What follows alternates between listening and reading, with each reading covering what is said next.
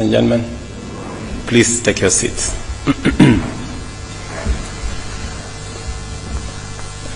First, let me take this opportunity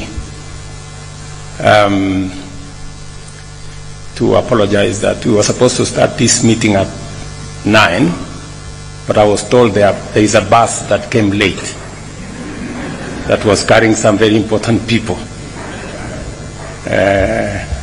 So I hope next time the bus will keep time. Excellencies, High Commissioners, Ambassadors, ladies and gentlemen, I thank you for your presence here today and hope that you are keeping and enjoying Kenya's warm hospitality. Let me join PCS in saying Happy New Year. Not long ago, we gathered to mark 60 years of Kenya's diplomatic journey and the 61st Jamhuri Day, both momentous milestones reflecting our resilience and commitment to international cooperation. Over the years, Kenya has worked tirelessly with many of the nations and organizations represented here to address pressing bilateral and multilateral issues.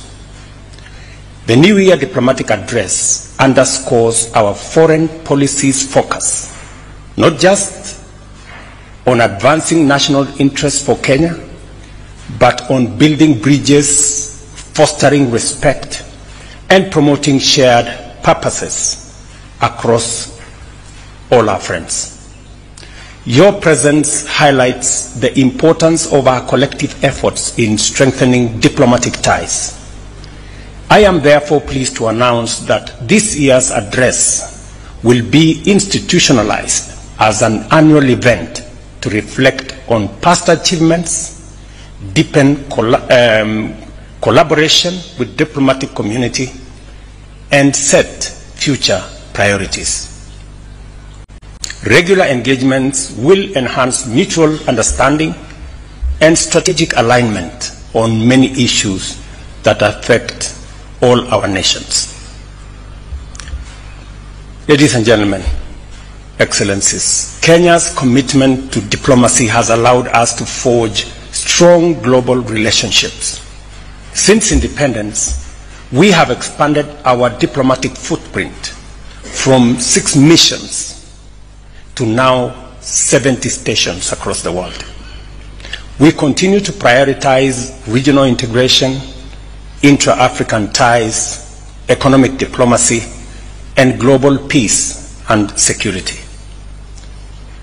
To better engage our diaspora, the State Department for Diaspora Affairs was established in 2022 to protect, empower, and support Kenyan citizens abroad.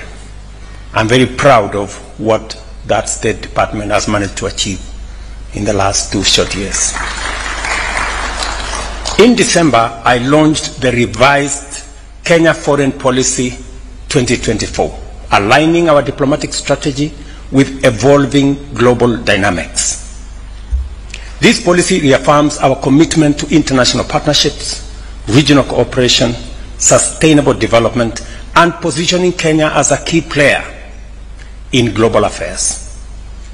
Our foreign policy priorities include deepening diplomatic ties, championing Pan-Africanism, expanding international cooperation, enhancing regional stability, fostering economic development, advocating climate justice, addressing global health challenges, and pursuing an equitable reform process in both international finance and international governance.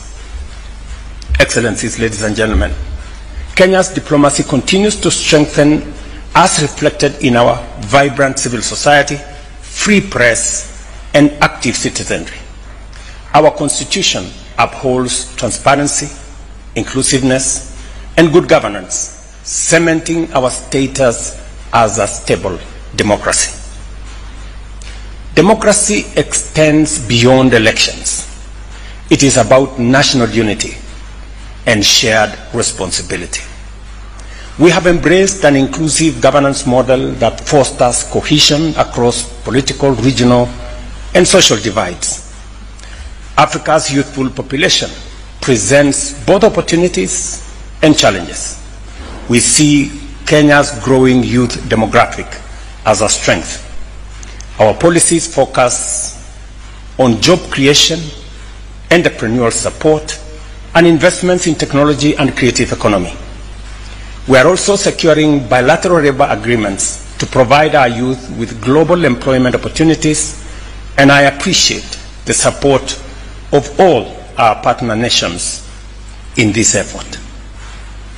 Our economic recovery efforts are delivering results. We remain focused on infrastructure development, universal health care, education, electricity access, job creation, and reducing the cost of living, and also so that we can improve livelihoods. At the same time, we are minimizing waste, eliminating inefficiencies, closing avenues, and intensifying the fight against corruption. The bottom-up economic transformation agenda remains central to our development strategy, driving progress in agriculture, housing, healthcare, micro, small, and medium enterprises, and digital innovation. Our subsidized fertilizer program and expanded irrigation have boosted food security, while affordable housing projects are creating jobs and improving living standards of many Kenyans. Taifa Care is making healthcare more accessible, and the Hustler Fund has provided over 60 billion in affordable credit to personal and small businesses. Kenya is also advancing its digital economy with over 18,000 kilometers of fiber optic connectivity completed in the last 2 years, while our target is 100,000 in 5 years. And we are also growing investments in the creative industry. Kenya remains committed to clean energy, investing in renewable manufacturing such as solar panels and batteries. As we pursue these goals, I encourage the diplomatic community to explore opportunities for public-private partnership, trade and investment, so as to drive mutual prosperity between Kenya and the countries that you represent. Through robust bilateral partnerships, Kenya has secured critical support for transformative projects, attracted foreign investments, and strengthened collaboration in trade, health, education, security, and technology. In 2024, we engaged in high-level state visits, joint commissions, economic forums, and strategic engagements to advance our diplomatic priorities. Looking ahead to 2025 and beyond, we aim to deepen our existing bilateral relations while expanding our global reach through mutually beneficial partnerships, including strengthening South-to-South cooperation and other interventions. Kenya has risen to the global stage in a world where Cold War-era divides are giving way to pluralism and diversified diplomacy. Our objective is to forge partnerships that deliver tangible benefits for all our people. In this regard, I am eager to explore new avenues of cooperation with each and every country that you represent. Our approach to regional peace, security, and prosperity is anchored in the belief that unity and integration are essential to unlock the full potential of East Africa, Africa, and beyond. This commitment is reflected in our leadership within regional organizations such as the East African Community, the Intergovernmental Authority on Development, IGAD, and the Africa Union, of course. As the current chair of the East African Community, Kenya is dedicated to advancing the community's objectives by building on past achievements. Strengthening intra-regional trade remains a priority as it holds immense potential for economic growth and creating opportunities for jobs and for enterprise. We are also focused on enhancing regional infrastructure connectivity and addressing security challenges within East Africa. Beyond the East Africa and the EAC, Kenya remains an active member of the Africa Union, playing a key role in peace building across the continent. I am honored to serve as the champion for Africa Union reforms, a role aimed at enhancing the Union's ability to respond effectively to Africa's challenges. Recently, I hosted a retreat for African heads of state to advance the Africa Union reform agenda, critical steps that will ensure the Union is better equipped to address conflict resolution, economic development, and also share good governance. Kenya is also proud to nominate our distinguished Pan-Africanist, former Prime Minister Raila Odinga, for the position of the chairperson of the Africa Union Commission. His candidacy reflects Kenya's broader vision of strengthening African institutions to better serve our continent's people. Excellencies, ladies and gentlemen, peace and security remains central to Kenya's vision for a stable and prosperous region. Over the years, we have played a key role in mediating conflicts and addressing some of the most complex security challenges in our region. Kenya remains a reliable partner in regional and international peace and security efforts. Over the weekend, I was in Dar es Salaam, Tanzania, co-chairing the first ever EAC SADC Joint Summit on the security situation in the DRC. Together with other leaders, we called for an immediate ceasefire, humanitarian access, and a peaceful resolution through a merged Nairobi-Luanda process that will centralize around dialogue. We made it very clear that there cannot be, and there is no possibility, of a military solution to this DRC problem. It is regrettable that diplomatic missions and peacekeeping forces, including SADC and UN personnel, have come under attack in DRC. We urged the DRC government to ensure the safety of diplomatic staff and peace missions. Peace initiatives such as the DRC process require sustained funding. However, many efforts falter due to inconsistent financing, leading to delays that create vacuums and risk further violence. To prevent this, we must establish a structured and predictable mechanism for funding peace initiatives. I urge states and international organizations to work together to guarantee adequate resources for effective peace building. In fact, as part of the reorganization of the Africa Union in the reform process, is to do more around conflict prevention and peace building, rather than managing conflicts when they are already fully blown. These are some of the discussions we will be having this week in Addis. To this end, we propose that EAC and SADC ministers convene a joint meeting to establish a joint technical team under the two regional secretariats. This team would develop a coordinated strategy for financing, ensuring accountability, and mobilizing support from partners, including those gathered here today, hopefully. A structured approach to funding and international engagement is essential to sustaining the EAC SADC Peace Initiative in the DRC. And to just give you a broad aspects of what this is all about, is that we believe that first we need to merge the Nairobi and Luanda processes, because having two concurrent processes running parallel creates unnecessary competition, creates avenues for forum shopping, and many other things that undermine the ultimate goal of these processes. So we agreed that these processes should be merged into one.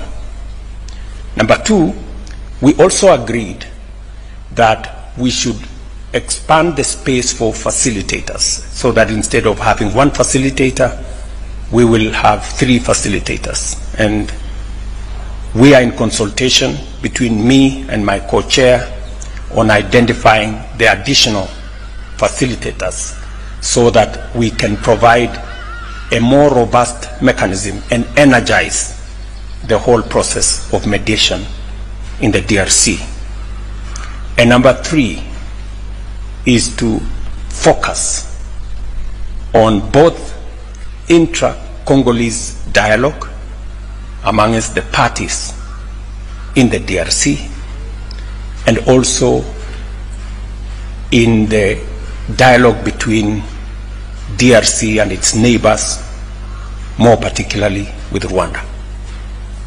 That will be the focus of the mediation process and the facilitation process, and the merger of these two processes. We will be proposing for an endorsement from the summit of the African heads of state. And to avoid the pitfalls of the past, both processes suffered funding challenges. We have agreed that this time round we want to agree on a funding mechanism that is predictable and that can sustain the whole process to its conclusion, because the situation in DRC is so dire, is so tragic. In fact, it is an indictment to leadership, not just in our region, but I think globally as well. Ladies and gentlemen, as the East African Chair, I also echo the calls of the Africa Union, SADC, the UN, the G7, European Union, Britain, and the United States, and others, for all the parties in the DRC conflict to prioritize negotiations, dialogue, and commit to all of us working towards achieving lasting peace. Kenya's peace and security efforts extend across the continent, to the Tumaini initiative, which is aimed at fostering dialogue and reconciliation in South Sudan, to our contribution towards stabilizing Somalia. On the Tumaini process, we believe that process is in the tail end. Hopefully in the next couple of weeks, maybe a month or 2, we should be able to conclude that process and allow the people of South Sudan to focus on their development towards an election that will give the people of South Sudan the opportunity to choose their leaders. On the Somali process, we are participating in the post-ATMIS arrangement and possibly working with other partners in the new arrangement to see how efforts of stabilizing Somalia can be achieved using and working with all the troop contributing countries and all the other partners that are supporting that process. We urge our international partners to support these missions and ensure their success. In late January, I met Sudan's foreign minister and discussed the terrible situation in Sudan, and I believe this is our next frontier of engagement. I had a robust engagement with the President Al-Sisi of Egypt on these matters touching on Sudan, and on what Kenya and Egypt and all the other neighbors can contribute towards the situation that keeps deteriorating in Sudan. The toll on human life, the serious situation, humanitarian situation, the atrocities that are going on in that country are just unimaginable. And we cannot continue, it cannot continue to be what it is. And therefore, even as we hem in on Somalia and on DRC and concluding what we are doing in South Sudan, Sudan must of necessity be the next frontier for us to focus.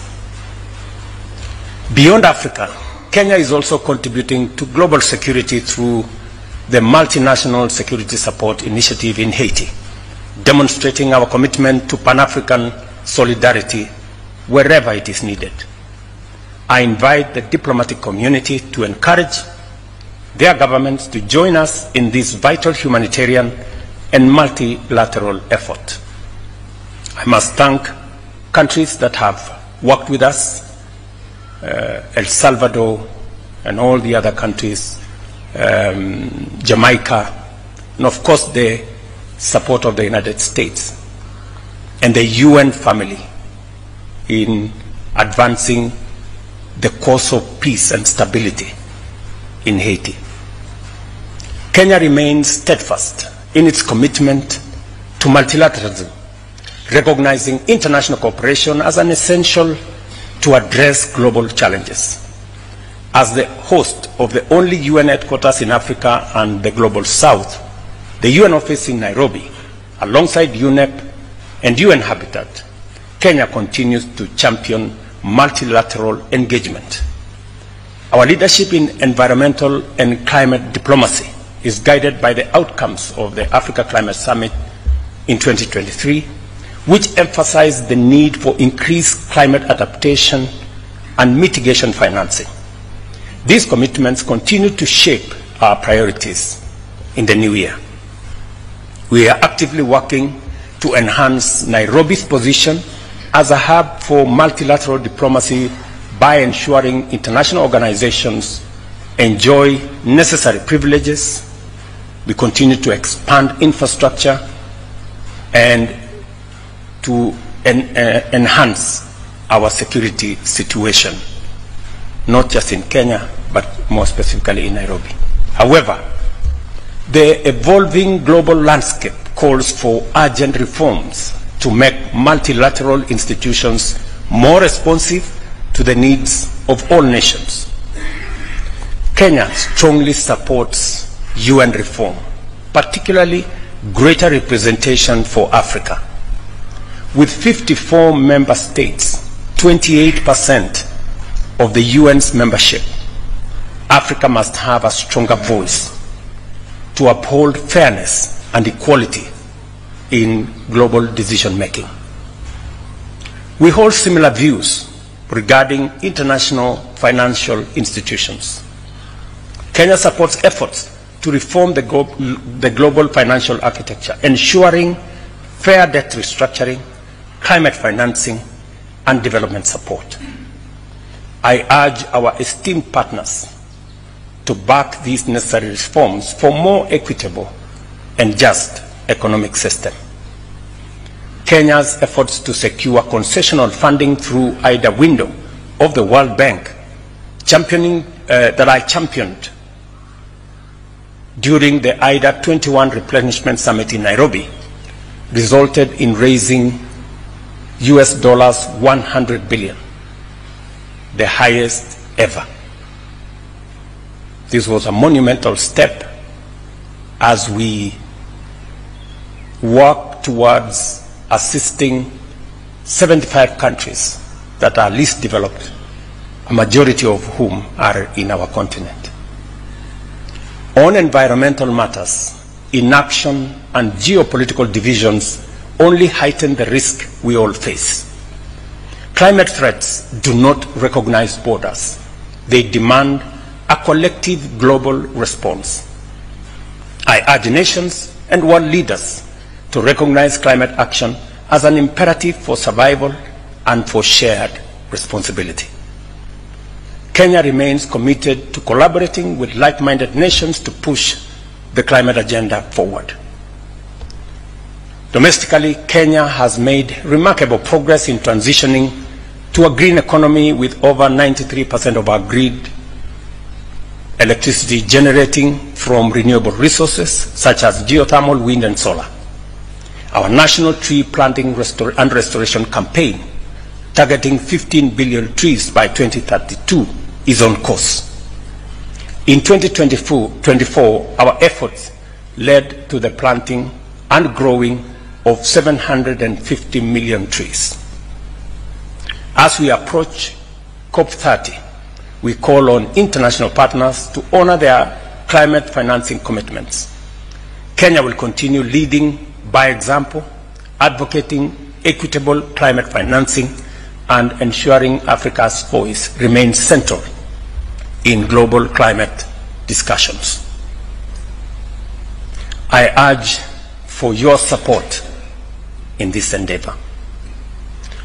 Excellencies, ladies and gentlemen, I commend the diplomatic missions and international organizations in Kenya for their cooperation, goodwill, and support.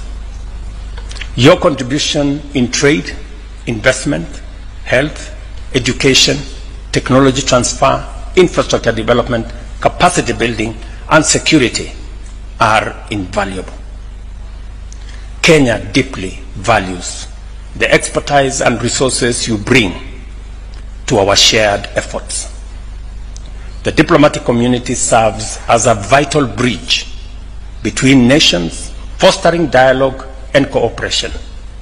I invite you to engage freely with our government on matters of mutual interest. Kenya remains your dependable and committed partner in bilateral, regional, and global affairs. As we embark on this new year, I extend my warmest wishes for a prosperous and impactful year ahead. Let us strengthen our partnerships to ensure that our collective efforts translate into meaningful progress for our people and for the world. Once again, thank you for your continued support and collaboration, and may God bless you. Thank you very much.